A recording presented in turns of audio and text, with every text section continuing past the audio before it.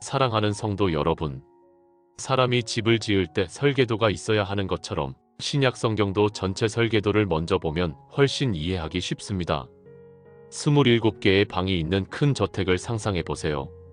각 방마다 고유한 목적과 아름다움이 있지만 모든 방이 하나의 집을 이루고 있습니다. 신약 성경도 마찬가지입니다. 27권의 책이 각각의 메시지를 담고 있지만 모두 예수 그리스도라는 하나의 중심을 향하고 있습니다. 오늘 이 시간이 끝나고 나면 여러분에게 놀라운 변화가 일어날 것입니다. 지금까지 산발적으로 흩어져 있던 신약 성경의 지식들이 하나의 완전한 그림으로 완성될 것입니다. 마태복음을 읽을 때 왜 마가복음과 다른 부분이 있는지 이해하게 되실 것이고, 바울서신을 읽을 때 각 교회의 상황이 어땠는지 보이실 것입니다. 요한계시록의 상징들이 신약 전체의 메시지와 어떻게 연결되는지 깨닫게 되실 것입니다. 신약 성경 27권을 제대로 이해하면 여러분의 신앙생활이 완전히 달라집니다. 설교 말씀을 들을 때 목사님이 인용하시는 성경 본문의 배경을 알게 되고, 성경 공부를 할 때 각 구절의 의미를 더 깊이 이해하게 되며, 기도할 때 하나님의 뜻을 더 명확하게 분별할 수 있게 됩니다. 오늘 여러분을 이 아름다운 저택의 모든 방으로 안내해드리겠습니다. 마태복음이라는 현관을 지나 사복음서라는 거실을 거쳐 사도행전이라는 복도를 따라 바울서신이라는 여러 침실들을 둘러보고 일반서신이라는 서재를 지나 마침내 요한계시록이라는 전망대에 올라 영원한 하나님 나라를 바라보게 될 것입니다. 편안한 마음으로 이 여행을 시작하시기 바랍니다.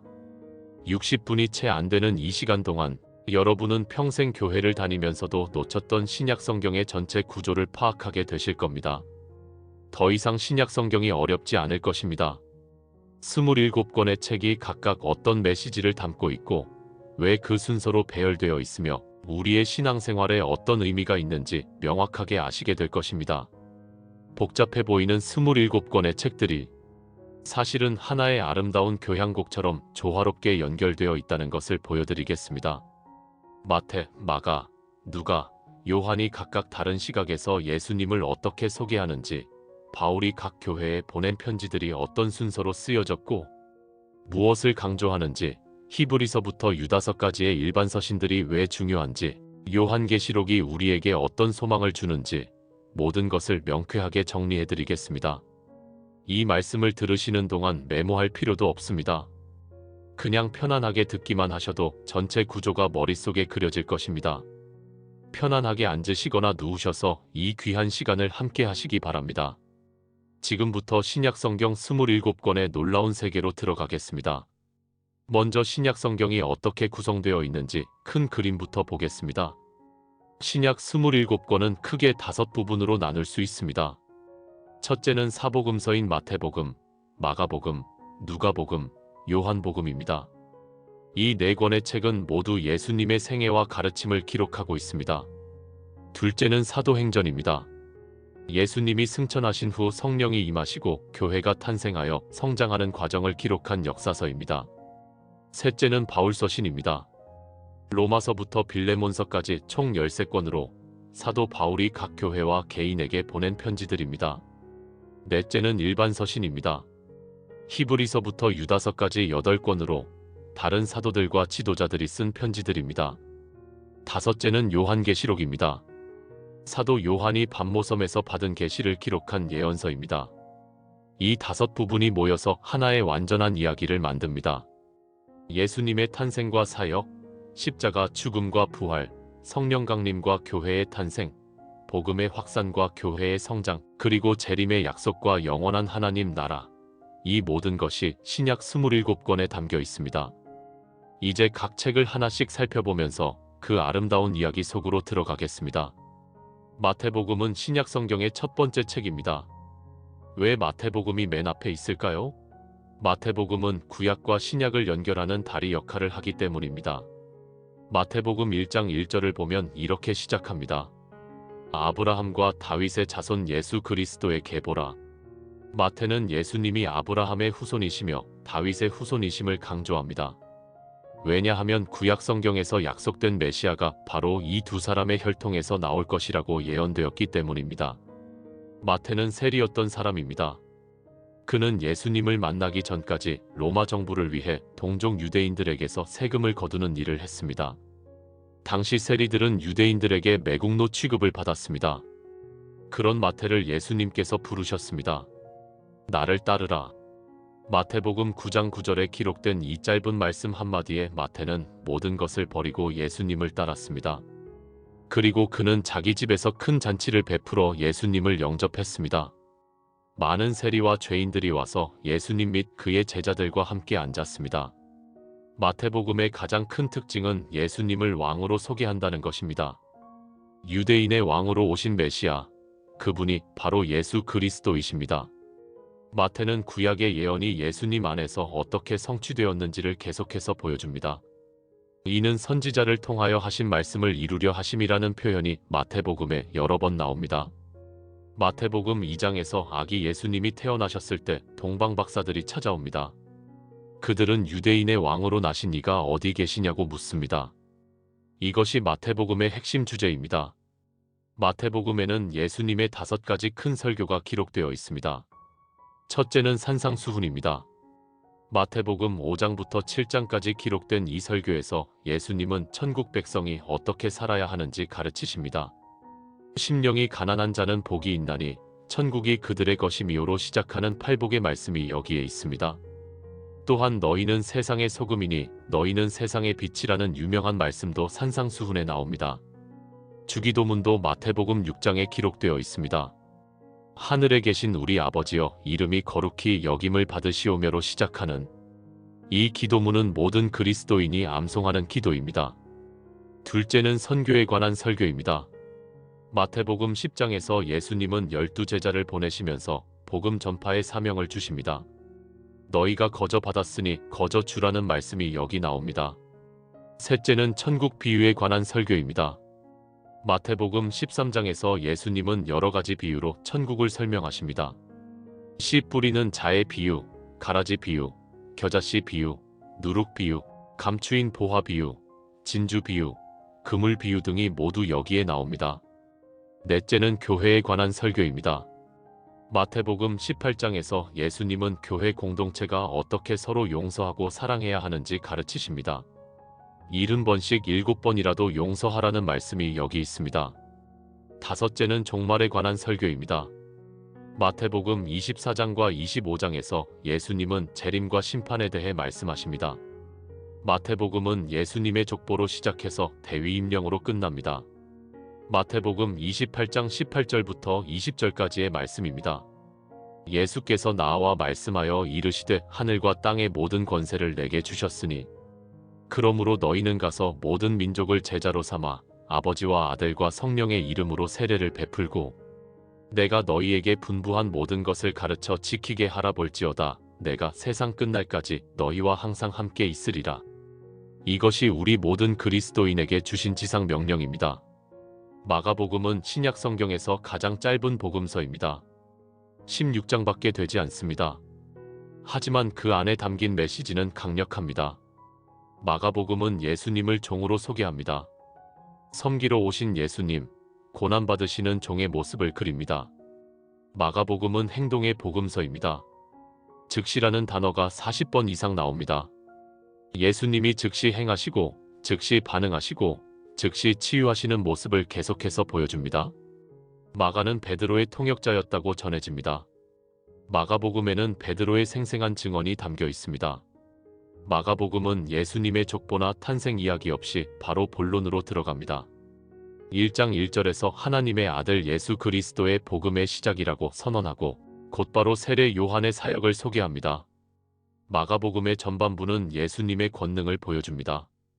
귀신을 쫓아내시고 병든 자를 고치시고 죽은 자를 살리시고 바람과 파도를 잔잔케 하시는 예수님의 능력이 생생하게 기록되어 있습니다. 마가복음 4장에서 예수님이 풍랑을 잔잔케 하시는 장면을 보겠습니다. 제자들과 함께 배를 타고 가시는데 큰 광풍이 일어납니다. 물결이 배에 부딪혀 배에 가득하게 되었습니다. 예수님은 고물에서 베개를 베고 주무시고 계셨습니다. 제자들이 깨워 이르되 선생님이여 우리가 죽게 된 것을 돌보지 아니하시나이까라고 외칩니다.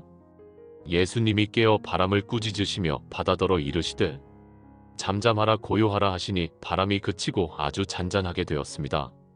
이에 제자들이 심히 두려워하여 서로 말하되 그가 누구이기에 바람과 바다도 순종하는가라고 합니다. 마가복음 8장은 전환점입니다. 예수님이 제자들에게 물으십니다. 사람들이 나를 누구라고 하느냐? 제자들이 대답합니다. 세례 요한이라 하고 더러는 엘리야, 더러는 선지자 중에 하나라 하나이다. 예수님이 다시 물으십니다. 너희는 나를 누구라 하느냐? 베드로가 대답합니다. 주는 그리스도시니이다. 이 고백 이후 예수님은 자신이 예루살렘에 가서 고난을 받고 죽임을 당하고 사흘 만에 살아날 것을 제자들에게 가르치기 시작하십니다. 마가복음의 후반부는 예수님의 고난에 초점을 맞춥니다. 14장과 15장에 기록된 예수님의 마지막 일주일은 매우 자세하고 생생합니다. 겟세마네 동산에서의 기도, 유다의 배신, 베드로의 부인, 빌라도 앞에서의 재판, 십자가 처형, 이 모든 것이 마치 현장을 목격한 사람의 증언처럼 기록되어 있습니다. 마가복음 15장 34절에서 예수님이 십자가에서 큰 소리로 부르짖으십니다. 엘리 엘리 라마 사박다니, 이는 나의 하나님, 나의 하나님, 어찌하여 나를 버리셨나이까라는 뜻입니다. 이 절규는 인류의 죄를 대신 짊어지신 예수님의 고통을 보여줍니다. 마가복음 16장에서 예수님이 부활하십니다. 안식 후 첫날 이른 아침에 막달라 마리아와 야고보의 어머니 마리아와 살로메가 향품을 가지고 무덤으로 갑니다. 그들이 서로 말하되 누가 우리를 위하여 무덤 문에서 돌을 굴려주리오 하며 염려했는데 눈을 들어본즉 벌써 돌이 굴려져 있었습니다. 그들이 무덤에 들어가서 흰옷을 입은 한 청년이 우편에 앉은 것을 보고 놀랍니다. 청년이 이르되 놀라지 말라, 너희가 십자가에 못 박히신 나사렛 예수를 찾는구나. 그가 살아나셨고 여기 계시지 아니하니라고 말합니다. 누가복음은 가장 문학적이고 아름다운 복음서입니다. 누가는 의사였으며 이방인이었습니다. 그는 예수님을 인자, 즉 완전한 인간으로 소개합니다. 누가복음에는 다른 복음서에 없는 독특한 내용들이 많습니다. 예수님의 탄생 이야기가 가장 자세하게 기록되어 있습니다. 천사 가브리엘이 마리아에게 나타나 예수님의 잉태를 알리는 장면, 마리아가 엘리사벳을 방문하는 장면, 마리아의 찬송, 세례 요한의 탄생, 예수님의 탄생과 목자들의 방문, 시므온과 안나의 예언, 이 모든 것이 누가복음 1장과 2장에 아름답게 기록되어 있습니다. 누가복음 1장 46절부터 55절까지 마리아의 찬송이 나옵니다. 내 영혼이 주를 찬양하며 내 마음이 하나님 내 구주를 기뻐하였음은 그의 여종의 비천함을 돌보셨음이라 보라. 이제 후로는 만세에 나를 복이 있다 일컬으리로다. 이 찬송은 교회 역사를 통해 수없이 불려진 아름다운 찬양입니다. 누가복음 2장에서 예수님이 베들레헴에서 태어나십니다. 이때에 가이사 아구스도가 영을 내려 천하로 다 호적하라 하였으니로 시작하는 이 이야기는 너무나 유명합니다. 마리아가 해산할 기한이 차서 처사들을 낳아 강보로 싸서 구유에 뉘었으니 이는 여관에 있을 곳이 없음이러라. 그 지역의 목자들이 밤에 밖에서 자기 양떼를 지키더니 주의 사자가 곁에 서고 주의 영광이 그들을 두루 비춤에 크게 무서워합니다. 천사가 이르되 무서워하지 말라보라. 내가 온 백성에게 미칠 큰 기쁨의 좋은 소식을 너희에게 전하노라. 오늘 다윗의 동네에 너희를 위하여 구주가 나셨으니 곧 그리스도 주시니라. 홀연히 수많은 천군이 그 천사들과 함께 하나님을 찬송하여 이르되 지극히 높은 곳에서는 하나님께 영광이요 땅에서는 하나님이 기뻐하신 사람들 중에 평화로다라고 합니다. 누가복음은 기도의 복음서입니다. 예수님이 기도하시는 모습이 다른 복음서보다 많이 나옵니다. 세례 받으실 때도 기도하시고 제자들을 택하시기 전에도 밤새 기도하시고 변화산에 오르실 때도 기도하시고 십자가에 달리실 때도 기도하십니다. 누가복음 11장에서 제자 중 하나가 예수님께 주여 요한이 자기 제자들에게 기도를 가르친 것과 같이 우리에게도 가르쳐 주옵소서라고 요청합니다. 예수님이 주기도문을 가르쳐 주십니다.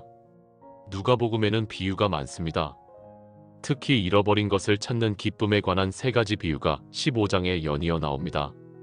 잃어버린 양의 비유, 잃어버린 은전의 비유, 그리고 탕자의 비유입니다. 탕자의 비유는 성경에서 가장 아름다운 이야기 중 하나입니다. 한 사람에게 두 아들이 있었습니다. 그 둘째 아들이 아버지에게 재산을 달라고 합니다. 아버지가 재산을 나누어 줍니다. 며칠 후에 둘째 아들이 모든 것을 가지고 먼 나라로 가서 거기서 허랑방탕하여 그 재산을 낭비합니다. 다 없앤 후 그 나라에 크게 흉년이 들어 그가 비로소 궁핍하게 됩니다. 그가 돼지를 치는 일을 하게 되는데 돼지 먹는 쥐염 열매로 배를 채우고자 하되 주는 자가 없습니다. 이에 스스로 돌이켜 이르되 내 아버지에게는 양식이 풍족한 품꾼이 얼마나 많은가. 나는 여기서 주려 죽는구나. 내가 일어나 아버지께 가서 이르기를 아버지 내가 하늘과 아버지께 죄를 지었사오니 지금부터는 아버지의 아들이라 일컬음을 감당하지 못하겠나이다. 나를 품꾼의 하나로 보소서 하리라 하고 일어나서 아버지께로 갑니다. 아직도 거리가 먼데 아버지가 그를 보고 측은히 여겨 달려가 목을 안고 입을 맞춥니다.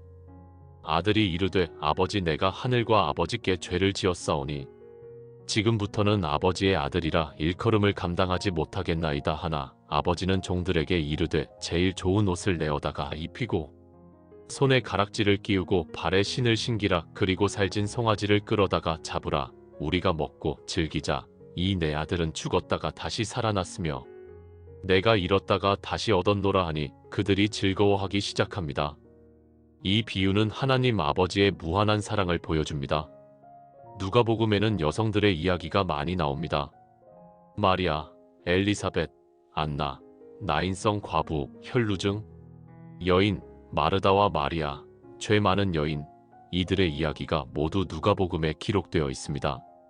누가복음 7장에서 한 죄 많은 여인이 예수님을 찾아옵니다. 그 여인이 향유 담은 옥합을 가지고 와서 예수님의 뒤로 그 발 곁에 서서 울며 눈물로 그 발을 적시고 자기 머리털로 씻고 그 발에 입 맞추고 향유를 부었습니다. 예수님을 청한 바리새인이 이것을 보고 마음에 이르되 이 사람이 만일 선지자라면 자기를 만지는 이 여자가 누구며 어떠한 자 곧 죄인인 줄을 알았으리라 합니다. 예수님이 대답하여 이르시되 시몬아 내가 내게 이를 말이 있다 하시니 그가 이르되 선생님 말씀하소서 합니다. 예수님이 이르시되 빚주는 사람에게 빚진 자가 둘이 있어 하나는 500데나리온을 졌고 하나는 50데나리온을 졌는데 갚을 것이 없으므로 둘 다 탕감하여 주었으니 둘 중에 누가 그를 더 사랑하겠느냐 하십니다. 시몬이 대답하여 이르되 제 생각에는 많이 탕감함을 받은 자니이다 하니 예수님께서 이르시되 내 판단이 옳다 하시고 여자를 돌아보시며 시몬에게 이르시되 이 여자를 보느냐? 내가 내 집에 들어오매 너는 내게 발 씻을 물도 주지 아니하였으되 이 여자는 눈물로 내 발을 적시고 그 머리털로 씻었으며 너는 내게 입 맞추지 아니하였으되 이 여자는 내가 들어올 때로부터 내 발에 입 맞추기를 그치지 아니하였으며 너는 내 머리에 감람유도 붓지 아니하였으되 이 여자는 향유를 내 발에 부었느니라. 이러므로 내가 내게 말하노니 그의 많은 죄가 사하여졌도다. 이는 그의 사랑함이 많음이라고 하십니다. 요한복음은 네 복음서 중 가장 마지막에 쓰여졌습니다. 요한은 예수님이 가장 사랑하신 제자였습니다. 요한복음은 예수님을 하나님으로 소개합니다. 요한복음 1장 1절에서 이렇게 선언합니다. 태초에 말씀이 계시니라. 이 말씀이 하나님과 함께 계셨으니 이 말씀은 곧 하나님이시니라. 14절에서 말씀이 육신이 되어 우리 가운데 거하심에 우리가 그의 영광을 보니 아버지의 독생자의 영광이요 은혜와 진리가 충만하더라고 합니다. 이것이 요한복음의 핵심 메시지입니다. 예수님은 하나님이 사람이 되신 분입니다. 요한복음에는 7가지 표적이 나옵니다. 첫째는 가나 혼인잔치에서 물로 포도주를 만드신 기적입니다. 2장에 기록되어 있습니다. 둘째는 왕의 신하의 아들을 고치신 기적입니다. 4장에 나옵니다. 셋째는 베데스다 연못가에서 38년 된 병자를 고치신 기적입니다. 5장에 기록되어 있습니다. 넷째는 오병이어의 기적입니다. 6장에서 예수님이 보리떡 5개와 물고기 2마리로 5,000명을 먹이십니다. 다섯째는 물 위를 걸으신 기적입니다. 역시 6장에 나옵니다. 여섯째는 날 때부터 맹인된 사람을 고치신 기적입니다.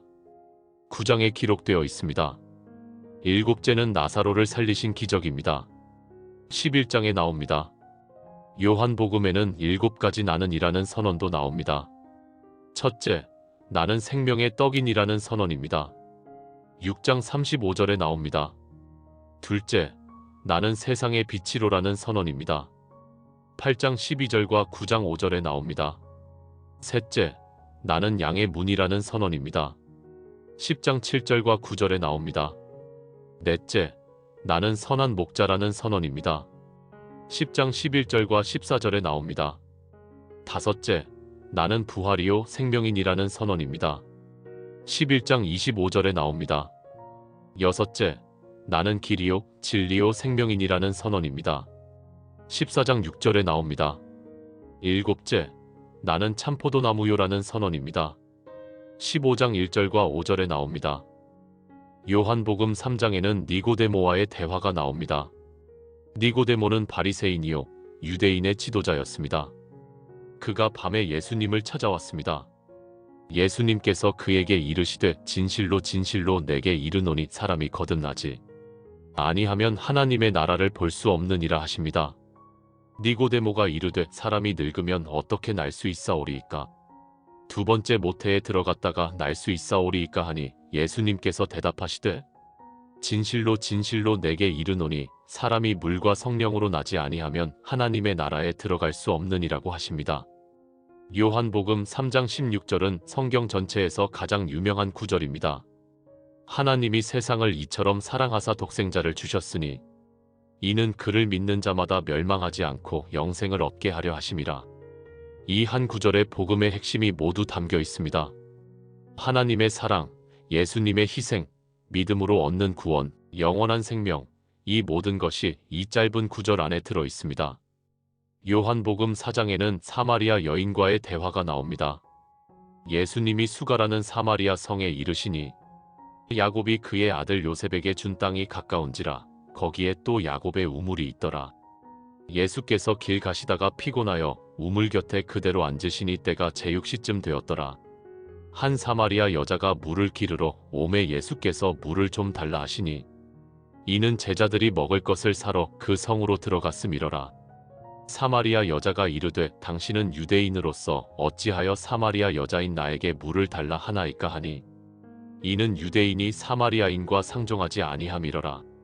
예수님께서 대답하여 이르시되 내가 만일 하나님의 선물과 또 내게 물 좀 달라 하는 이가 누구인 줄 알았더라면 내가 그에게 구하였을 것이요 그가 생수를 내게 주었으리라 하십니다. 여자가 이르되 주여 물기를 그릇도 없고 이 우물은 깊은데 어디서 당신이 그 생수를 얻겠사오리이까 합니다. 예수님께서 대답하여 이르시되 이 물을 마시는 자마다 다시 목마르려니와 내가 주는 물을 마시는 자는 영원히 목마르지 아니하리니 내가 주는 물은 그 속에서 영생하도록 솟아나는 샘물이 되리라 하십니다. 요한복음 13장부터 17장까지는 예수님의 고별 설교입니다. 십자가에 달리시기 전날 밤 제자들과 함께 하시며 주신 마지막 가르침입니다. 13장에서 예수님이 제자들의 발을 씻어 주십니다. 베드로가 주여 내 발을 절대로 씻지 못하시리이다 하니 예수님께서 대답하시되 내가 너를 씻어주지 아니하면 내가 나와 상관이 없느니라 하십니다. 시몬 베드로가 이르되 주여 내 발뿐 아니라 손과 머리도 씻어 주옵소서 합니다. 14장에서 예수님이 제자들을 위로하십니다. 너희는 마음에 근심하지 말라 하나님을 믿으니 또 나를 믿으라. 내 아버지 집에 거할 곳이 많도다. 그렇지 않으면 너희에게 일렀으리라. 내가 너희를 위하여 처소를 예비하러 가노니 가서 너희를 위하여 처소를 예비하면 내가 다시 와서 너희를 내게로 영접하여 나 있는 곳에 너희도 있게 하리라. 도마가 이르되 주여 주께서 어디로 가시는지 우리가 알지 못하거늘 그 길을 어찌 알겠사오리이까 하니 예수님께서 이르시되 내가 곧 길이요 진리요 생명이니 나로 말미암지 않고는 아버지께로 올 자가 없느니라고 하십니다. 15장에서 예수님이 포도나무 비유를 말씀하십니다. 나는 참 포도나무요 내 아버지는 농부라. 물은 내게 붙어 있어 열매를 맺지 아니하는 가지는 아버지께서 그것을 제거해 버리시고 무릇 열매를 맺는 가지는 더 열매를 맺게 하려 하여 그것을 깨끗하게 하시느니라. 너희는 내가 일러준 말로 이미 깨끗하여졌으니 내 안에 거하라. 나도 너희 안에 거하리라. 가지가 포도나무에 붙어 있지 아니하면 스스로 열매를 맺을 수 없음같이 너희도 내 안에 있지 아니하면 그러하리라. 나는 포도나무요 너희는 가지라. 그가 내 안에 내가 그 안에 거하면 사람이 열매를 많이 맺나니 나를 떠나서는 너희가 아무것도 할 수 없음이라. 16장에서 예수님이 성령을 보내실 것을 약속하십니다. 내가 아버지께 구하겠으니 그가 또 다른 보혜사를 너희에게 주사 영원토록 너희와 함께 있게 하리니 그는 진리의 영이라. 세상은 능히 그를 받지 못하나니 이는 그를 보지도 못하고 알지도 못함이라. 그러나 너희는 그를 아나니 그는 너희와 함께 거하심이요 또 너희 속에 계시겠음이라. 17장은 예수님의 대제사장적 기도입니다. 예수님이 자신을 위해, 제자들을 위해, 그리고 모든 믿는 자들을 위해 기도하십니다. 요한복음 18장과 19장에서 예수님이 체포되시고 재판받으시고 십자가에 달리십니다. 20장에서 부활하십니다. 요한복음의 부활 기사는 매우 감동적입니다. 안식 후 첫날 이른 아침 아직 어두울 때에 막달라 마리아가 무덤에 와서 돌이 무덤에서 옮겨진 것을 보고 달려가서 시몬 베드로와 예수께서 사랑하시던 그 다른 제자에게 가서 말하되 사람들이 주님을 무덤에서 가져다가 어디 두었는지 우리가 알지 못하겠다 합니다. 베드로와 그 제자가 나가서 무덤으로 갑니다.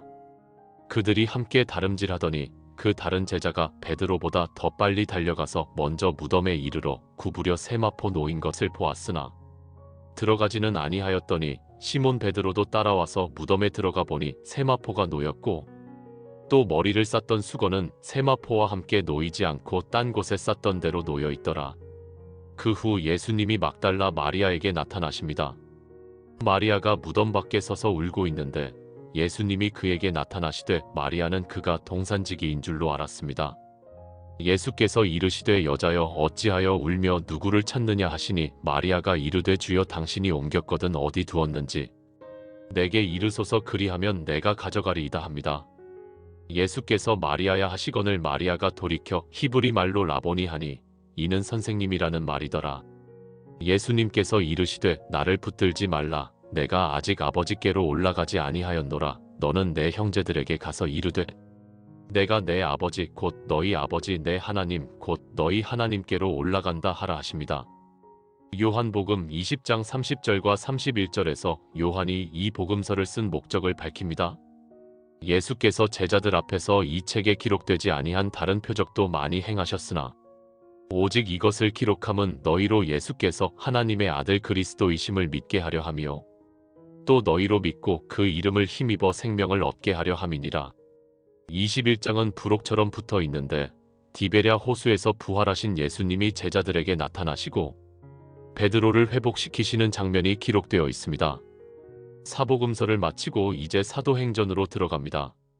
사도행전은 누가가 쓴 책입니다. 누가복음의 속편이라고 할 수 있습니다.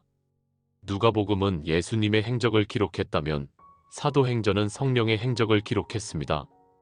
어떤 사람들은 사도행전을 성령행전이라고 부르기도 합니다. 사도행전은 교회의 탄생과 성장을 기록한 역사서입니다.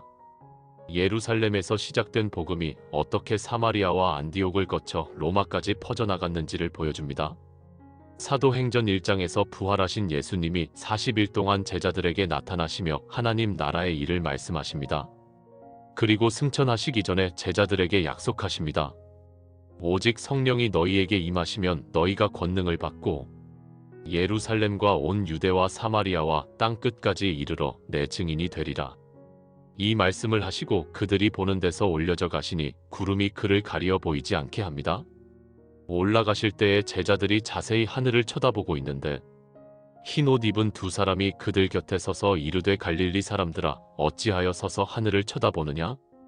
너희 가운데서 하늘로 올려지신 이 예수는 하늘로 가심을 본 그대로 오시리라 합니다.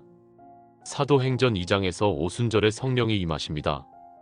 오순절 날이 이미 이름에 그들이 다 같이 한 곳에 모였더니 호련히 하늘로부터 급하고 강한 바람 같은 소리가 있어 그들이 앉은 온 집에 가득하며 마치 불의 혀같이 갈라지는 것들이 그들에게 보여 각 사람 위에 하나씩 임하여 있더니 그들이 다 성령의 충만함을 받고 성령이 말하게 하심을 따라 다른 언어들로 말하기를 시작하니라. 그때에 경건한 유대인들이 천하 각국으로부터 와서 예루살렘에 머물러 있었는데 이 소리가 남의 큰 무리가 모여 각각 자기의 방언으로 제자들이 말하는 것을 듣고 소동합니다.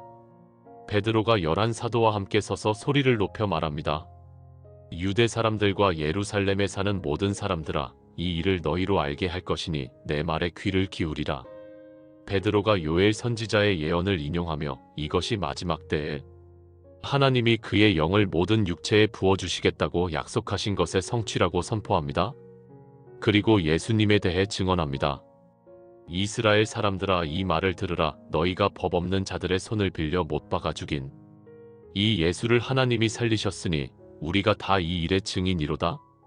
베드로의 설교를 듣고 사람들이 마음에 찔려 베드로와 다른 사도들에게 물어 이르되, 형제들아, 우리가 어찌할꼬 하니 베드로가 이르되, 너희가 회개하여 각각 예수 그리스도의 이름으로 세례를 받고 죄 사함을 받으라.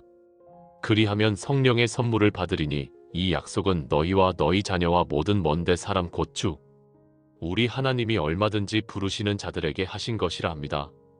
그날에 베드로의 말을 받는 사람들은 세례를 받음에 이날에 신도의 수가 3,000이나 더하더라. 초대 교회의 모습이 2장 42절부터 47절까지 아름답게 묘사되어 있습니다. 그들이 사도의 가르침을 받아 서로 교제하고 떡을 떼며 오로지 기도하기를 힘쓰니라. 사람마다 두려워하는데 사도들로 말미암아 기사와 표적이 많이 나타나니 믿는 사람이 다 함께 있어 모든 물건을 서로 통용하고 또 재산과 소유를 팔아 각 사람의 필요를 따라 나눠주며 날마다 마음을 같이하여 성전에 모이기를 힘쓰고 집에서 떡을 떼며 기쁨과 순전한 마음으로 음식을 먹고 하나님을 찬미하며 또 온 백성에게 칭송을 받으니 주께서 구원받는 사람을 날마다 더하게 하시니라. 사도행전 3장에서 베드로와 요한이 성전에 올라가다가 나면서부터 못 걷게 된 사람을 만납니다. 그가 구걸하거늘 베드로가 요한과 더불어 주목하여 이르되, 우리를 보라 하니 그가 그들에게서 무엇을 얻을까 하여 바라보거늘 베드로가 이르되, 은과 금은 내게 없거니와 내게 있는 이것을 내게 주노니 나사렛 예수 그리스도의 이름으로 일어나 걸으라 하고 오른손을 잡아 일으키니 발과 발목이 곧 힘을 얻고 뛰어서서 걸으며 그들과 함께 성전으로 들어가면서 걷기도 하고 뛰기도 하며 하나님을 찬송합니다. 사도행전 4장과 5장에서 사도들이 핍박받기 시작합니다. 대제사장들과 사두개인들이 사도들을 잡아 가둡니다. 그러나 밤에 주의 사자가 옥문을 열고 끌어내어 이르되, 가서 성전에 서서 이 생명의 말씀을 다 백성에게 말하라 합니다. 사도들이 다시 잡혀와서 공회 앞에 섰을 때 대제사장이 물어 이르되, 우리가 이 이름으로 사람을 가르치지 말라고 엄히 명하였거늘 너희가 너희 교훈을 예루살렘에 가득하게 하니 이 사람의 피를 우리에게로 돌리고자 함이로다 하거늘 베드로와 사도들이 대답하여 이르되, 사람보다 하나님께 순종하는 것이 마땅하니라 합니다. 사도행전 6장에서 7집사를 택합니다. 그 중 한 사람이 스데반입니다. 7장에서 스데반이 순교합니다. 스데반이 성령이 충만하여 하늘을 우러러 주목하여 하나님의 영광과 및 예수께서 하나님 우편에 서신 것을 보고 말하되, 보라, 하늘이 열리고 인자가 하나님 우편에 서신 것을 보노라 하니 그들이 큰 소리를 지르며 귀를 막고 일제히 그에게 달려들어 성 밖으로 내치고 돌로 칩니다. 증인들이 옷을 벗어 사울이라 하는 청년의 발 앞에 두니라. 그들이 돌로 스데반을 치니 스데반이 부르짖어 이르되, 주 예수여 내 영혼을 받으시옵소서 하고 무릎을 꿇고 크게 불러 이르되, 주여 이 죄를 그들에게 돌리지 마옵소서 하고 이 말을 하고 자니라. 사도행전 8장에서 빌립이 사마리아에 복음을 전합니다. 또한 에티오피아 내시에게도 복음을 전합니다. 9장에서 사울이 회심합니다. 사울이 주의 제자들에 대하여 여전히 위협과 살기가 등등하여 대제사장에게 가서 다메섹 여러 회당에 가져갈 공문을 청하니 이는 만일 그 도를 따르는 사람을 만나면 남녀를 막론하고 결박하여 예루살렘으로 잡아오려 함이라. 사울이 길을 가다가 다메섹에 가까이 이르더니 호련히 하늘로부터 빛이 그를 둘러 비추는지라. 땅에 엎드러져 들음의 소리가 있어 이르시되, 사울아 사울아 내가 어찌하여 나를 박해하느냐 하시거늘 대답하되, 주여 누구시니이까 하니 이르시되, 나는 내가 박해하는 예수라 하십니다. 사울이 사흘 동안 보지 못하고 먹지도 마시지도 아니합니다. 아나니아라 하는 제자가 환상 중에 주의 음성을 듣고 사울에게 갑니다. 그가 사울에게 안수하니 즉시 사울의 눈에서 비늘 같은 것이 벗어져 다시 보게 되고 일어나 세례를 받습니다. 사울이 즉시로 각 회당에서 예수가 하나님의 아들이심을 전파합니다. 이 사울이 바로 후에 바울이라 불리는 사도입니다. 사도행전 10장에서 베드로가 이방인 고넬료의 집에 가서 복음을 전합니다. 베드로가 이 말을 할 때에 성령이 말씀 듣는 모든 사람에게 내려오시니 베드로와 함께 온 할례받은 신자들이 이방인들에게도 성령 부어주심으로 말미암아 놀라니 이는 방언을 말하며 하나님 높임을 들음이러라. 이것은 복음이 이방인에게도 열린 역사적인 순간입니다. 사도행전 11장에서 안디옥 교회가 세워집니다. 제자들이 안디옥에서 비로소 그리스도인이라 일컬음을 받게 되었습니다. 13장부터는 바울의 선교 여행이 시작됩니다. 바울과 바나바가 안디옥 교회에서 파송받아 첫 번째 선교 여행을 떠납니다. 그들이 구브로 섬과 소아시아 지방을 다니며 복음을 전합니다. 15장에서 예루살렘 공의회가 열립니다. 이방인 신자들도 할례를 받아야 하는가에 대한 논쟁이 있었는데 결론은 할례가 구원의 조건이 아니라는 것입니다. 사도행전 16장부터 바울의 두 번째 선교 여행이 시작됩니다. 바울이 환상 중에 마게도냐 사람이 서서 마게도냐로 건너와서 우리를 도우라 하는 것을 봅니다. 바울이 마게도냐로 건너가 빌립보에서 루디아라는 여인과 그 가족에게 복음을 전하고 세례를 줍니다. 또한 귀신 들린 여종을 고쳐주었다가 감옥에 갇히게 됩니다. 한밤중에 바울과 실라가 기도하고 하나님을 찬송하며 갑자기 큰 지진이 나서 옥터가 움직이고 문이 다 열리며 모든 사람의 매인 것이 벗어집니다. 간수가 자다가 깨어 옥문들이 열린 것을 보고 죄수들이 도망한 줄 생각하고 칼을 빼어 자결하려 하거늘 바울이 크게 소리질러 이르되 내 몸을 상하지 말라 우리가 다 여기 있노라 합니다. 간수가 선생들이여 내가 어떻게 하여야 구원을 받으리이까 하거늘 이르되 주 예수를 믿으라 그리하면 너와 내 집이 구원을 받으리라 하고 주의 말씀을 그 사람과 그 집에 있는 모든 사람에게 전합니다. 바울이 데살로니가, 베레아, 아덴, 고린도를 거쳐 복음을 전합니다. 18장에서 바울이 고린도에서 1년 6개월을 머물며 하나님의 말씀을 가르칩니다. 19장에서 바울의 세 번째 선교 여행이 시작됩니다. 바울이 에베소에서 2해 동안 머물며 복음을 전하니 아시아에 사는 자는 유대인이나 헬라인이나 다 주의 말씀을 듣습니다. 20장에서 바울이 밀레도에서 에베소 장로들을 불러 고별 설교를 합니다. 내가 여러분과 처음 만난 날부터 지금까지 주를 섬기되 모든 겸손과 눈물로 또 유대인의 관계로 말미암아 당한 시험을 참고 주께 쓸모 있는 것은 공중에서나 각 집에서나 거리낌 없이 여러분에게 전하며 가르치고 유대인과 헬라인들에게 하나님께 대한 회개와 우리 주 예수 그리스도께 대한 믿음을 증언한 것이라. 사도행전 21장부터 바울이 예루살렘에 올라가 체포됩니다. 22장에서 바울이 자기 회심의 간증을 합니다. 23장에서 바울이 공회 앞에 서고 주께서 밤에 바울 곁에 서서 이르시되 담대하라 내가 예루살렘에서 나를 증언한 것 같이 로마에서도 증언하여야 하리라 하십니다.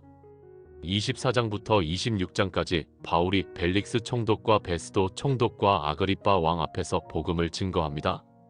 27장에서 바울이 로마로 압송되는데 배가 풍랑을 만나 파산합니다. 그러나 배에 탄 276명이 모두 구조됩니다. 28장에서 바울이 로마에 도착하여 자기 셋집에 머물며 자기에게 오는 사람을 다 영접하고 하나님의 나라를 전파하며 주 예수 그리스도에 관한 모든 것을 담대하게 거침없이 가르칩니다. 사도행전은 여기서 끝납니다. 이제 바울 서신으로 들어갑니다. 로마서는 바울이 쓴 편지 중 가장 길고 가장 신학적인 책입니다. 바울이 고린도에서 로마에 있는 교회에 보낸 편지입니다. 로마서의 주제는 복음입니다. 1장 16절과 17절에서 바울이 선언합니다. 내가 복음을 부끄러워하지 아니하노니 이 복음은 모든 믿는 자에게 구원을 주시는 하나님의 능력이 됨이라. 먼저는 유대인에게요. 그리고 헬라인에게로다. 복음에는 하나님의 의가 나타나서 믿음으로 믿음에 이르게 하나니 기록된 바 오직 의인은 믿음으로 말미암아 살리라 함과 같으니라. 로마서 1장 18절부터 3장 20절까지 바울은 모든 사람이 죄인이라는 것을 증명합니다. 유대인이나 이방인이나 모두 하나님 앞에 죄인입니다.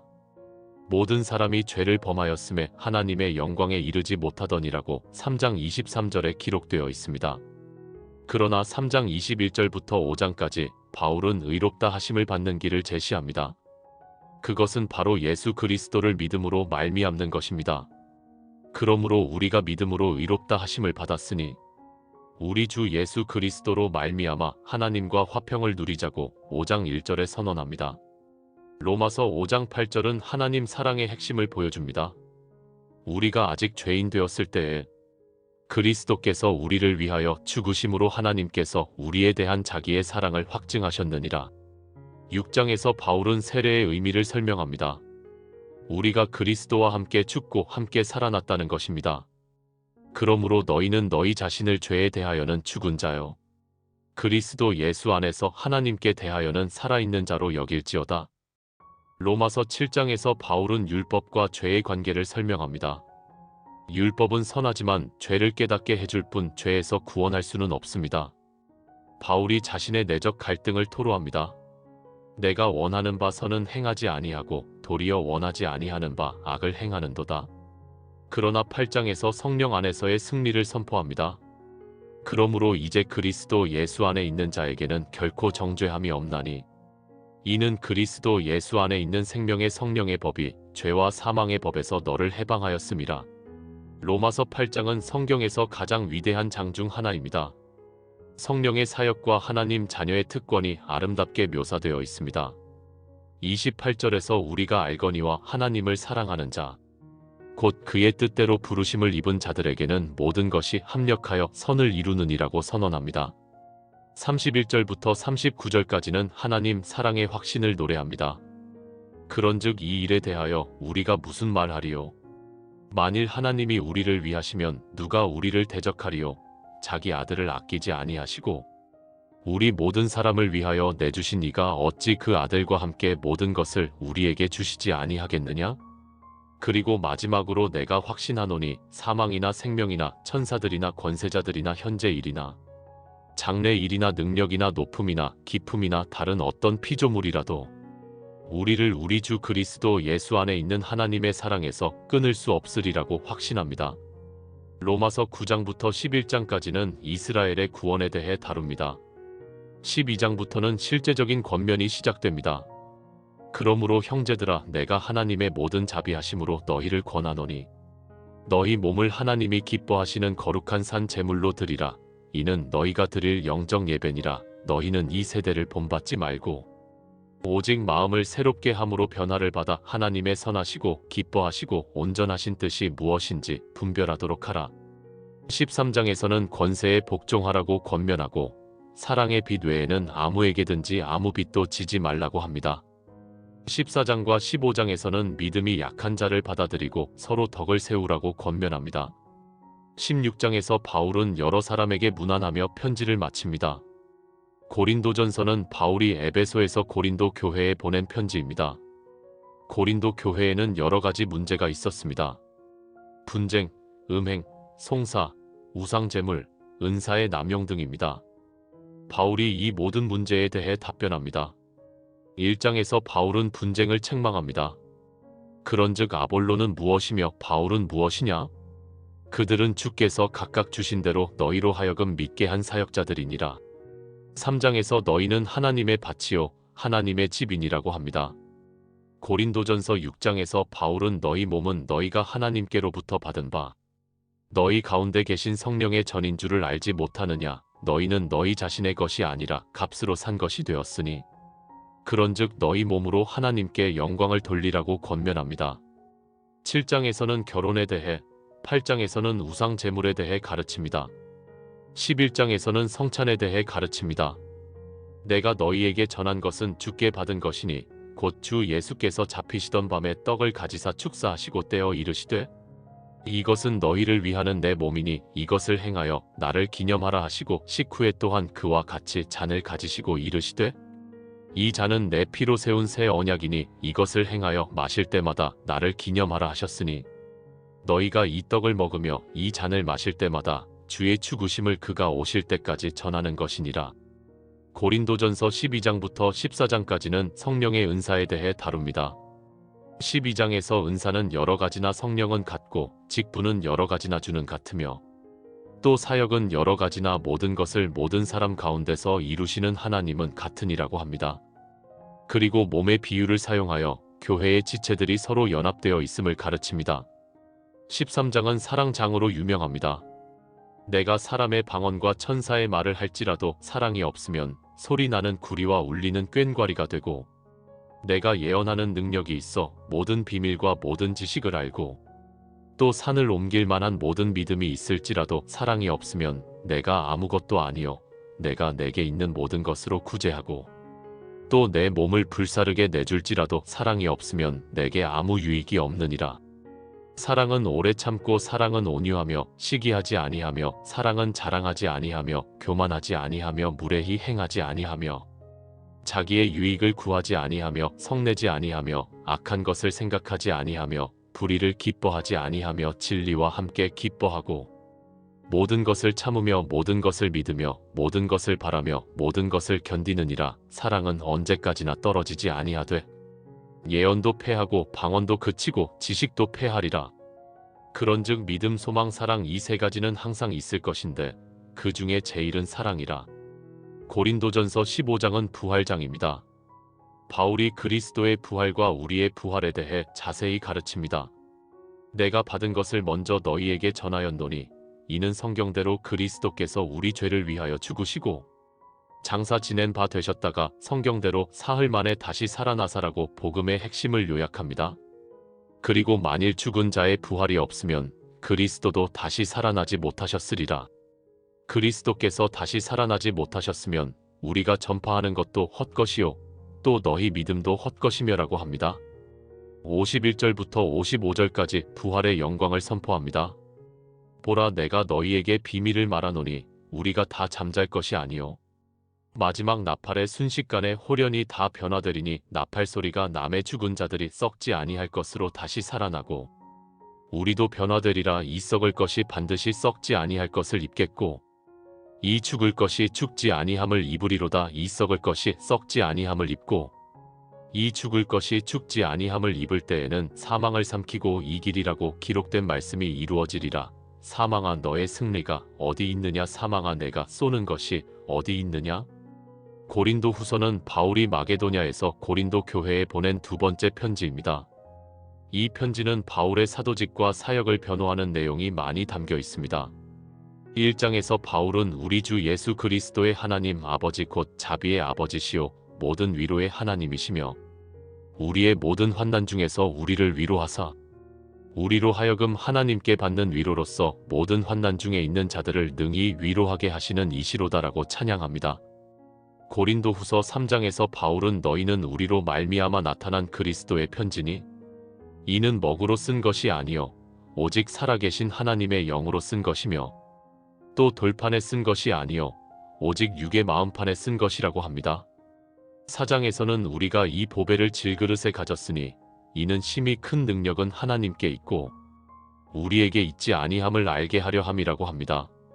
그리고 그러므로 우리가 낙심하지 아니하노니 우리의 겉사람은 낡아지나 우리의 속사람은 날로 새로워지도다. 우리가 잠시 받는 환난에 경한 것이 지극히 크고 영원한 영광에 중한 것을 우리에게 이루게 함이니 우리가 주목하는 것은 보이는 것이 아니요 보이지 않는 것이니 보이는 것은 잠깐이요 보이지 않는 것은 영원함이라고 합니다. 고린도 후서 5장 17절은 유명한 구절입니다. 그런즉 누구든지 그리스도 안에 있으면 새로운 피조물이라 이전 것은 지나갔으니 보라 새 것이 되었도다. 그리고 하나님께서 그리스도 안에 계시사 세상을 자기와 화목하게 하시며 그들의 죄를 그들에게 돌리지 아니하시고 화목하게 하는 말씀을 우리에게 부탁하셨느니라. 그러므로 우리가 그리스도를 대신하여 사신이 되어 하나님이 우리를 통하여 너희를 권면하시는 것 같이 그리스도를 대신하여 간청하노니 너희는 하나님과 화목하라고 권면합니다. 고린도 후서 8장과 9장에서는 연보에 대해 가르칩니다. 우리 주 예수 그리스도의 은혜를 너희가 알거니와 부요하신 이로써 너희를 위하여 가난하게 되심은 그의 가난함으로 말미암아 너희를 부요하게 하려 하심이라. 각각 그 마음에 정한 대로 할 것이요 인색함으로나 억지로 하지 말지니 하나님은 즐겨내는 자를 사랑하시느니라. 12장에서 바울은 자신의 육체의 가시에 대해 말합니다. 주께서 이르시되 내 은혜가 내게 족하도다. 이는 내 능력이 약한 데서 온전하여짐이라 하셨으므로 바울이 그리스도의 능력이 자기를 덮기 위해 자기 약한 것들에 대해 기쁘게 자랑하리라고 합니다. 갈라디아서는 바울이 갈라디아 지방의 여러 교회에 보낸 편지입니다. 갈라디아 교회에 율법주의자들이 들어와서 할례를 받아야 구원받는다고 가르쳤습니다. 바울이 이것을 강력하게 반박합니다. 1장 8절에서 그러나 우리나 혹은 하늘로부터 온 천사라도 우리가 너희에게 전한 복음 외에 다른 복음을 전하면 저주를 받을지어다라고 선언합니다. 2장 16절에서 사람이 의롭게 되는 것은 율법의 행위로 말미암음이 아니요 오직 예수 그리스도를 믿음으로 말미암는 줄 알므로 우리도 그리스도 예수를 믿나니 이는 우리가 율법의 행위로서가 아니고 그리스도를 믿음으로써 의롭다 함을 얻으려 함이라. 율법의 행위로서는 의롭다 함을 얻을 육체가 없느니라고 합니다. 갈라디아서 2장 20절은 바울의 신앙 고백입니다. 내가 그리스도와 함께 십자가에 못 박혔나니 그런즉 이제는 내가 사는 것이 아니요 오직 내 안에 그리스도께서 사시는 것이라. 이제 내가 육체 가운데 사는 것은 나를 사랑하사 나를 위하여 자기 자신을 버리신 하나님의 아들을 믿는 믿음 안에서 사는 것이라. 3장에서 바울은 그리스도께서 우리를 위하여 저주를 받은 바 되사 율법의 저주에서 우리를 속량하셨으니라고 합니다. 그리고 너희가 다 믿음으로 말미암아 그리스도 예수 안에서 하나님의 아들이 되었으니 누구든지 그리스도와 합하기 위하여 세례를 받은 자는 그리스도로 옷 입었느니라. 너희는 유대인이나 헬라인이나 종이나 자유인이나 남자나 여자나 다 그리스도 예수 안에서 하나이니라고 선언합니다. 갈라디아서 5장에서 그리스도께서 우리를 자유롭게 하려고 자유를 주셨으니 그러므로 굳건하게 서서 다시는 종의 멍에를 매지 말라고 합니다. 그리고 성령의 열매를 가르칩니다. 오직 성령의 열매는 사랑과 희락과 화평과 오래 참음과 자비와 양선과 충성과 온유와 절제니 이 같은 것을 금지할 법이 없느니라. 6장에서 각각 자기의 짐을 질지니라고 권면하고 우리가 선을 행하되 낙심하지 말지니 포기하지 아니하면 때가 이름에 거두리라고 격려합니다. 에베소서는 바울이 로마 감옥에서 쓴 편지입니다. 에베소서는 교회에 관한 가장 심오한 가르침을 담고 있습니다. 1장에서 하나님이 그리스도 안에서 우리에게 주신 모든 신령한 복을 찬양합니다. 곧 창세 전에 그리스도 안에서 우리를 택하사 우리로 사랑 안에서 그 앞에 거룩하고 흠이 없게 하시려고 2장 8절부터 10절까지는 구원의 진리를 요약합니다. 너희는 그 은혜에 의하여 믿음으로 말미암아 구원을 받았으니 이것은 너희에게서 난 것이 아니요 하나님의 선물이라. 행위에서 난 것이 아니니 이는 누구든지 자랑하지 못하게 함이라. 우리는 그가 만드신 바라 그리스도 예수 안에서 선한 일을 위하여 지으심을 받은 자니 이 일은 하나님이 전에 예비하사 우리로 그 가운데서 행하게 하려 하심이니라. 에베소서 2장에서 바울은 유대인과 이방인이 그리스도 안에서 하나가 되었음을 선포합니다. 그는 우리의 화평이신지라 둘로 하나를 만드사 원수된 것 곧 중간에 막힌 담을 자기 육체로 허시고 법조문으로 된 계명의 율법을 폐하셨으니 이는 이 둘로 자기 안에서 한 새 사람을 지어 화평하게 하시고 또 십자가로 이 둘을 한 몸으로 만들어 하나님과 화목하게 하려 하심이라. 3장에서 바울은 자신이 이방인을 위한 사도로 부름받은 비밀을 말합니다. 이 비밀은 이방인들이 복음으로 말미암아 그리스도 예수 안에서 함께 상속자가 되고 함께 지체가 되고 함께 약속에 참여하는 자가 됨이라. 에베소서 3장 14절부터 21절까지는 바울의 아름다운 기도입니다. 이러므로 내가 하늘과 땅에 있는 각 족속에게 이름을 주신 아버지 앞에 무릎을 꿇고 비노니 그의 영광의 풍성함을 따라 그의 성령으로 말미암아 너희 속사람을 능력으로 강건하게 하시오며 믿음으로 말미암아 그리스도께서 너희 마음에 계시게 하시옵고 너희가 사랑 가운데서 뿌리가 박히고 터가 굳어져서 능히 모든 성도와 함께 지식에 넘치는 그리스도의 사랑을 알고 그 너비와 길이와 높이와 깊이가 어떠함을 깨달아 하나님의 모든 충만하신 것으로 너희에게 충만하게 하시기를 구하노라. 우리 가운데서 역사하시는 능력대로 우리가 구하거나 생각하는 모든 것에 더 넘치도록 능히 하실 이에게 교회 안에서와 그리스도 예수 안에서 영광이 대대로 영원 무궁하기를 원하노라. 아멘. 에베소서 4장부터는 실제적인 권면이 시작됩니다. 그러므로 주 안에서 갇힌 내가 너희를 권하노니 너희가 부르심을 받은 일에 합당하게 행하여 모든 겸손과 온유로 하고 오래 참음으로 사랑 가운데서 서로 용납하고 평안에 매는 줄로 성령이 하나 되게 하신 것을 힘써 지키라. 몸이 하나여 성령도 한 분이시니 이와 같이 너희가 부르심의 한 소망 안에서 부르심을 받았느니라. 주도 한 분이시요 믿음도 하나요 세례도 하나요 하나님도 한 분이시니 곧 만유의 아버지시라. 만유 위에 계시고 만유를 통일하시고 만유 가운데 계시도다. 에베소서 4장에서 바울은 성도를 온전하게 하여 봉사의 일을 하게 하며 그리스도의 몸을 세우려 하심이라고 합니다. 우리가 다 하나님의 아들을 믿는 것과 아는 일에 하나가 되어 온전한 사람을 이루어 그리스도의 장성한 분량이 충만한 데까지 이르리니 그리고 오직 사랑 안에서 참된 것을 하여 범사에 그에게까지 자랄지라. 그는 머리니 곧 그리스도라고 합니다. 25절부터는 구체적인 삶의 지침을 줍니다. 그런즉 거짓을 버리고 각각 그 이웃과 더불어 참된 것을 말하라. 이는 우리가 서로 지체가 됨이라. 분을 내어도 죄를 짓지 말며 해가 지도록 분을 품지 말고 마귀에게 틈을 주지 말라. 에베소서 5장에서는 그러므로 사랑을 받는 자녀같이 너희는 하나님을 본받는 자가 되고 그리스도께서 너희를 사랑하신 것 같이 너희도 사랑 가운데서 행하라고 권면합니다. 그리고 술 취하지 말라. 이는 방탕한 것이니 오직 성령으로 충만함을 받으라. 시와 찬송과 신령한 노래들로 서로 화답하며 너희의 마음으로 주께 노래하며 찬송하며 범사에 우리 주 예수 그리스도의 이름으로 항상 아버지 하나님께 감사하며 그리스도를 경외함으로 피차 복종하라고 합니다. 에베소서 5장 22절부터는 가정의 질서에 대해 가르칩니다. 아내들이여 자기 남편에게 복종하기를 주께 하듯 하라. 이는 남편이 아내의 머리됨이 그리스도께서 교회의 머리됨과 같음이니 그가 바로 몸의 구주시니라. 남편들아 아내 사랑하기를 그리스도께서 교회를 사랑하시고 그 교회를 위하여 자신을 주심같이 하라. 6장에서는 자녀들아 주 안에서 너희 부모에게 순종하라. 이것이 옳으니라. 내 아버지와 어머니를 공경하라. 이것은 약속이 있는 첫 계명이니 이로써 내가 잘되고 땅에서 장수하리라 하고 또 아비들아 너희 자녀를 노엽게 하지 말고 오직 주의 교훈과 훈계로 양육하라고 합니다. 에베소서 6장 10절부터 20절까지는 영적 전쟁에 대한 가르침입니다. 끝으로 너희가 주 안에서와 그 힘의 능력으로 강건하여지고 마귀의 간계를 능히 대적하기 위하여 하나님의 전신갑주를 입으라. 우리의 씨름은 혈과 육을 상대하는 것이 아니요 통치자들과 권세들과 이 어둠의 세상 주관자들과 하늘에 있는 악의 영들을 상대함이라.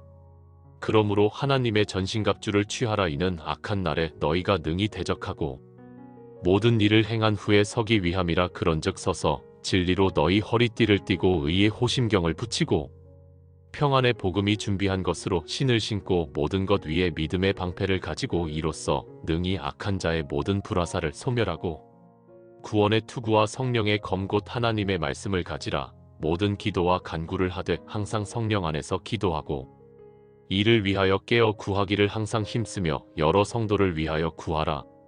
빌립보서는 바울이 로마 감옥에서 빌립보 교회에 보낸 편지입니다. 빌립보서는 기쁨의 편지라고 불립니다. 감옥에 갇혀 있으면서도 바울은 기뻐하라는 말을 여러 번 반복합니다. 1장에서 바울은 내게 일어난 일이 도리어 복음 전파의 진전이 되었느니라고 합니다. 그리고 이는 내게 사는 것이 그리스도니 죽는 것도 유익함이라. 그러나 만일 육신으로 사는 이것이 내 일의 열매일진데 무엇을 택할는지 나는 알지 못하노라. 내가 그 두 사이에 끼었으니 차라리 세상을 떠나서 그리스도와 함께 있는 것이 훨씬 더 좋은 일이라. 그러나 내가 육신에 거하는 것이 너희를 위하여 더 유익하리라고 고백합니다. 빌립보서 2장 5절부터 11절까지는 그리스도의 겸손을 노래하는 위대한 찬송입니다. 너희 안에 이 마음을 품으라. 곧 그리스도 예수의 마음이니 그는 근본 하나님의 본체시나 하나님과 동등됨을 취할 것으로 여기지 아니하시고 오히려 자기를 비워 종의 형체를 가지사 사람들과 같이 되셨고 사람의 모양으로 나타나사 자기를 낮추시고 죽기까지 복종하셨으니 곧 십자가의 죽으심이라. 이러므로 하나님이 그를 지극히 높여 모든 이름 위에 뛰어난 이름을 주사 하늘에 있는 자들과 땅에 있는 자들과 땅 아래에 있는 자들로 모든 무릎을 예수의 이름에 꿇게 하시고 모든 입으로 예수 그리스도를 주라 시인하여 하나님 아버지께 영광을 돌리게 하셨느니라. 빌립보서 2장 12절부터 13절은 구원의 역사에 대한 중요한 가르침입니다. 그러므로 나의 사랑하는 자들아 너희가 나 있을 때뿐 아니라 더욱 지금 나 없을 때에도 항상 복종하여 두렵고 떨림으로 너희 구원을 이루라. 너희 안에서 행하시는 이는 하나님이시니 자기의 기쁘신 뜻을 위하여 너희에게 소원을 두고 행하게 하시나니. 3장에서 바울은 자신의 과거를 회고합니다. 그러나 무엇이든지 내게 유익하던 것을 내가 그리스도를 위하여 다 해로 여길 뿐더러 또한 모든 것을 해로 여김은 내 주 그리스도 예수를 아는 지식이 가장 고상하기 때문이라. 내가 그를 위하여 모든 것을 잃어버리고 배설물로 여김은 그리스도를 얻고 그 안에서 발견되려 함이니.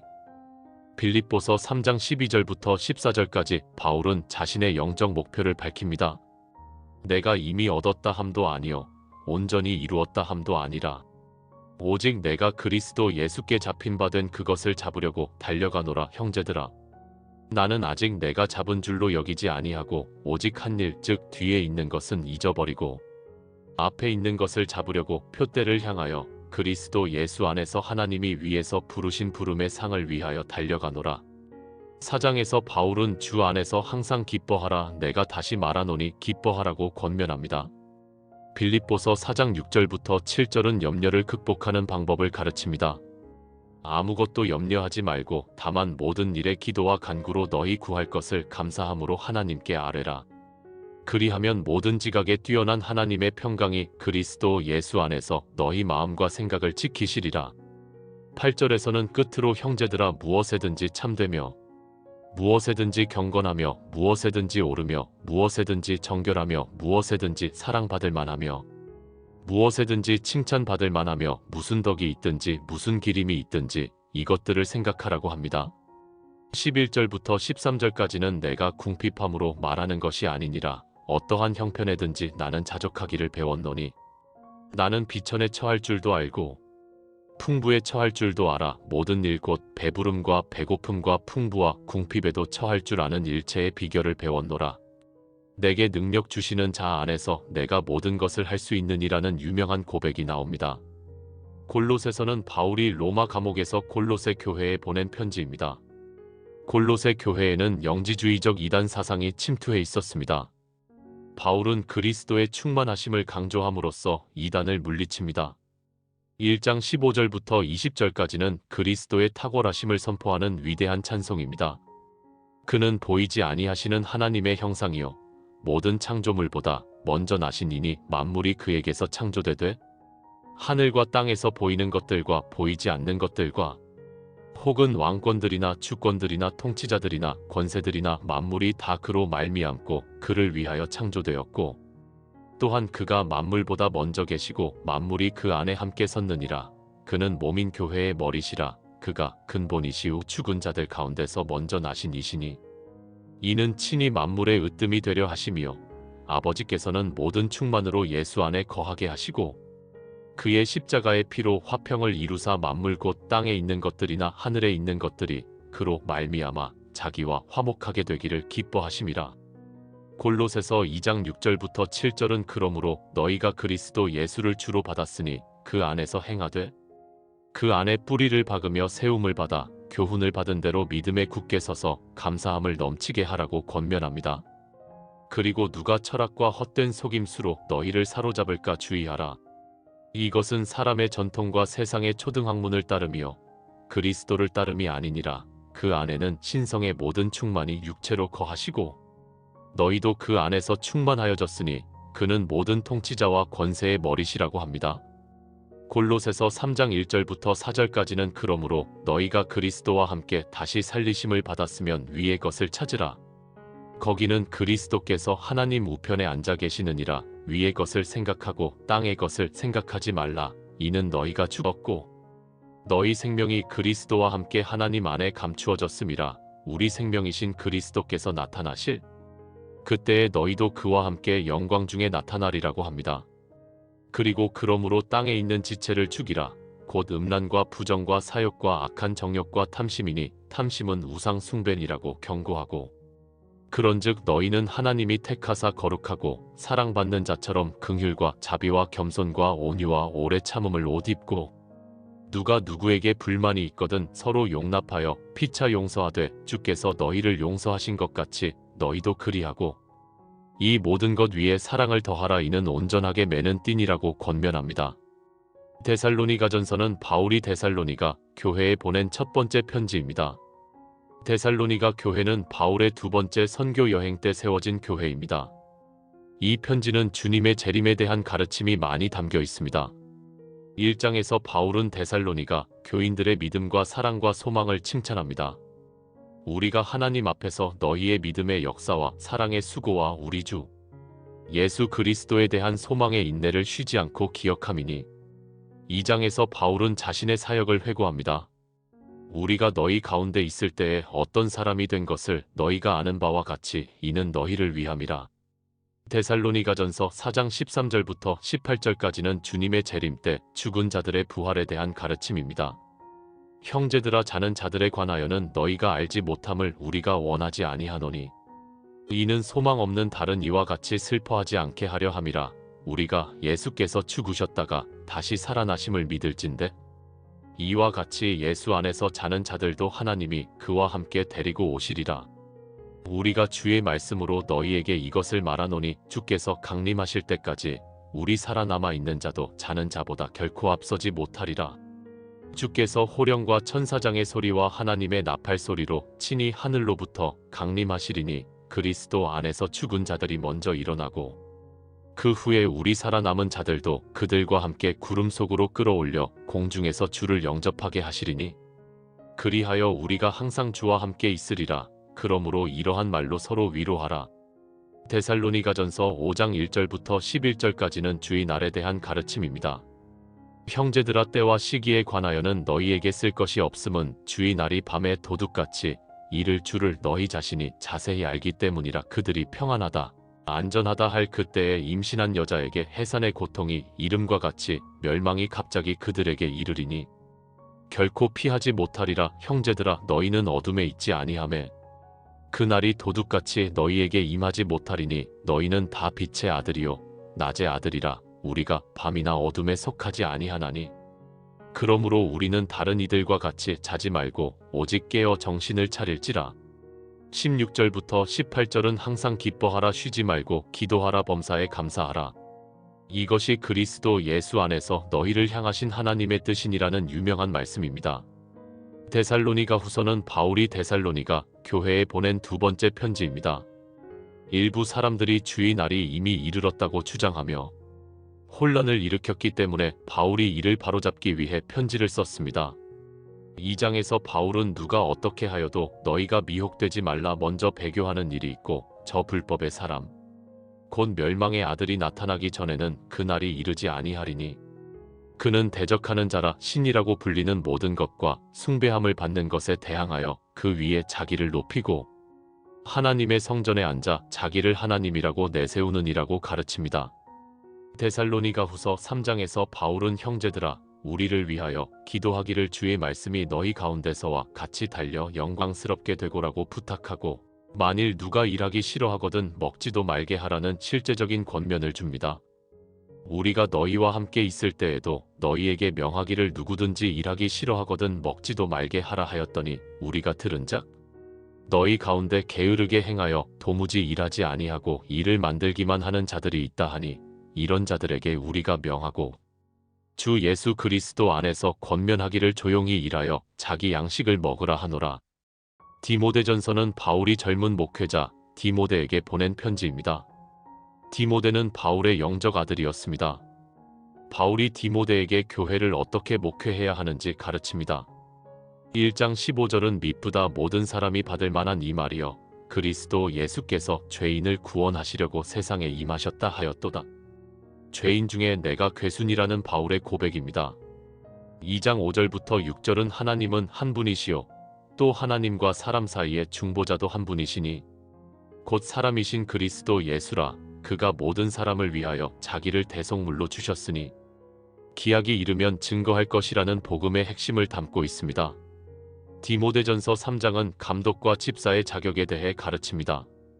감독은 책망할 것이 없으며 한 아내의 남편이 되며 절제하며 신중하며 단정하며 나그네를 대접하며 가르치기를 잘하며 술을 즐기지 아니하며 구타하지 아니하며 오직 관용하며 다투지 아니하며 돈을 사랑하지 아니하며 자기 집을 잘 다스려 자녀들로 모든 공손함으로 복종하게 하는 자라야 할지며 4장 8절은 육체의 연습은 약간의 유익이 있으나 경건은 범사에 유익하니 금생과 내생의 약속이 있느니라고 합니다. 12절에서는 누구든지 내 연소함을 업신여기지 못하게 하고 오직 말과 행실과 사랑과 믿음과 정절에 대하여 믿는 자에게 본이 되어라고 권면합니다. 디모데전서 6장 6절부터 10절은 돈에 대한 중요한 가르침입니다. 그러나 자족하는 마음이 있으면 경건은 큰 이익이 되느니라. 우리가 세상에 아무것도 가지고 온 것이 없음에 또한 아무것도 가지고 가지 못하리니 우리가 먹을 것과 입을 것이 있은즉 족한 줄로 알 것이니라. 부하려 하는 자들은 시험과 올무와 여러 가지 어리석고 해로운 욕심에 떨어지나니 곧 사람으로 파멸과 멸망에 빠지게 하는 것이라. 돈을 사랑함이 일만 악의 뿌리가 되나니 이것을 탐내는 자들은 미혹을 받아 믿음에서 떠나 많은 근심으로써 자기를 찔렀도다. 11절부터 12절은 오직 너 하나님의 사람아 이것들을 피하고 의와 경건과 믿음과 사랑과 인내와 온유를 따르며 믿음의 선한 싸움을 싸우라. 영생을 취하라. 이를 위하여 내가 부르심을 받았고 많은 증인 앞에서 선한 증언을 하였도다라고 권면합니다. 디모데후서는 바울이 순교를 앞두고 디모데에게 보낸 마지막 편지입니다. 1장 7절은 하나님이 우리에게 주신 것은 두려워하는 마음이 아니요 오직 능력과 사랑과 절제하는 마음이니라고 선포합니다. 2장 15절은 내가 진리의 말씀을 옳게 분별하며 부끄러울 것이 없는 일꾼으로 인정된 자로 자신을 하나님 앞에 드리기를 힘쓰라고 권면합니다. 3장 16절부터 17절은 성경에 대한 중요한 가르침입니다. 모든 성경은 하나님의 감동으로 된 것으로 교훈과 책망과 바르게 함과 의로 교육하기에 유익하니 이는 하나님의 사람으로 온전하게 하며 모든 선한 일을 행할 능력을 갖추게 하려 함이라. 디모데후서 4장에서 바울은 자신의 임종을 앞두고 마지막 당부를 합니다. 너는 말씀을 전파하라. 때를 얻든지 못 얻든지 항상 힘쓰라. 범사에 오래 참음과 가르침으로 경책하며 경계하며 권하라. 때가 이르리니 사람들이 바른 교훈을 받지 아니하며 귀가 가려워서 자기의 사욕을 따를 스승을 많이 두고 또 그 귀를 진리에서 돌이켜 허탄한 이야기를 따르리라. 그러나 너는 모든 일에 신중하여 고난을 받으며 전도자의 일을 하며 내 직무를 다하라. 6절부터 8절까지는 바울의 마지막 간증입니다. 관제로 벌써 내가 부어지고 나의 떠날 시각이 가까웠도다. 나는 선한 싸움을 싸우고 나의 달려갈 길을 마치고 믿음을 지켰으니 이제 후로는 나를 위하여 의의 면류관이 예비되었으므로 주 곧 의로우신 재판장이 그날에 내게 주실 것이며 내게만 아니라 주의 나타나심을 사모하는 모든 자에게도니라. 디도서는 바울이 그레데 섬의 목회자 디도에게 보낸 편지입니다. 1장에서 장로의 자격을 가르치고 2장에서는 각 그룹별로 어떻게 살아야 하는지 권면합니다. 늙은 남자로는 절제하며 경건하며 신중하며 믿음과 사랑과 인내함에 온전하게 하고 늙은 여자로는 이와 같이 행실이 거룩하며 모함하지 말며 많은 술의 종이 되지 아니하며 선한 것을 가르치는 자들이 되고 디도서 2장 11절부터 14절은 모든 사람에게 구원을 주시는 하나님의 은혜가 나타나 우리를 양육하시되 경건하지 않은 것과 이 세상 정욕을 다 버리고 신중함과 의로움과 경건함으로 이 세상에 살고 복스러운 소망과 우리의 크신 하나님 구주 예수 그리스도의 영광이 나타나심을 기다리게 하셨으니 그가 우리를 대신하여 자신을 주심은 모든 불법에서 우리를 속량하시고 우리를 깨끗하게 하사 선한 일을 열심히 하는 자기 백성이 되게 하려 하심이라고 선포합니다. 빌레몬서는 바울이 쓴 가장 짧은 편지입니다. 빌레몬은 골로새 교회의 부유한 성도였습니다. 그의 종 오네시모가 도망쳐서 로마에서 바울을 만나 복음을 듣고 회심했습니다. 바울이 오네시모를 빌레몬에게 돌려보내면서 용서해 줄 것을 부탁하는 편지입니다. 이 짧은 편지는 용서와 화해의 아름다운 모델을 보여줍니다.